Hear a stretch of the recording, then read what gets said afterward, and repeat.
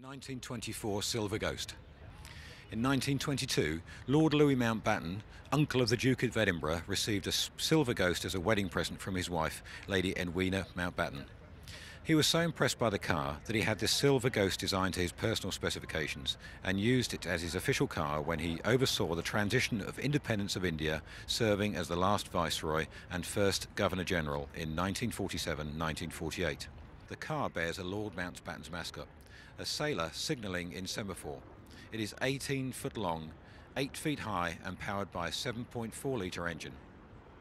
A real star of the show, we have this wonderful 1925 Rolls-Royce 20 horsepower.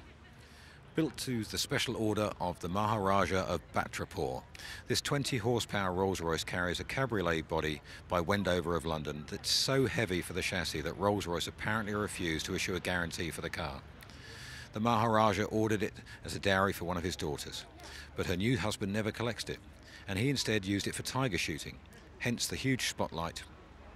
When His Royal Highness the Duke of Edinburgh visited a bird sanctuary close to the Maharaja's palace in 1965, he rode in this car. It is now restored and privately owned in the UK. 1947, we have this Daimler DE36 limousine. Daimler's last production straight 8 engine limousine was patronised by 7 royal families. 2 were supplied to the Royal Mews on May the 5th, 1947, both carrying coach-built bodies by Hooper. This car was between 1947 and 1949 State Car No. 1, the first choice to carry King George VI. Now we have the 1950 Lincoln Cosmopolitan Bubble Top. US President Harry S. Truman commissioned a stretched limousine Cosmopolitan convertible with a 145-inch wheelbase in 1950, and Ford supplied it to the Secret Service for a normal lease fee. President Dwight D. Eisenhower had a large bubble-top canopy added in 1954 after realizing during a rainstorm that with a top up no one could see him. The bubble-top remained in presidential service until 1965, when it was retired to the Henry Ford Museum. On October the 17th, 1957, the Queen arrived in Washington, D.C. and rode in this car in a presidential motorcade parade up Pennsylvania Avenue on her way to the White House.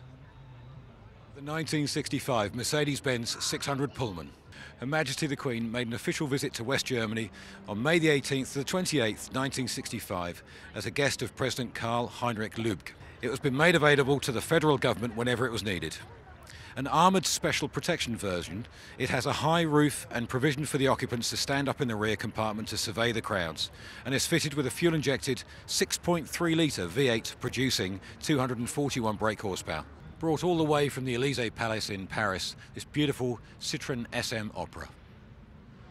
For ceremonial occasions, the President of France retains 2 Citroën SM presidential Landais models, created for President Georges Pompidou by the coach builder Henri Chaperon.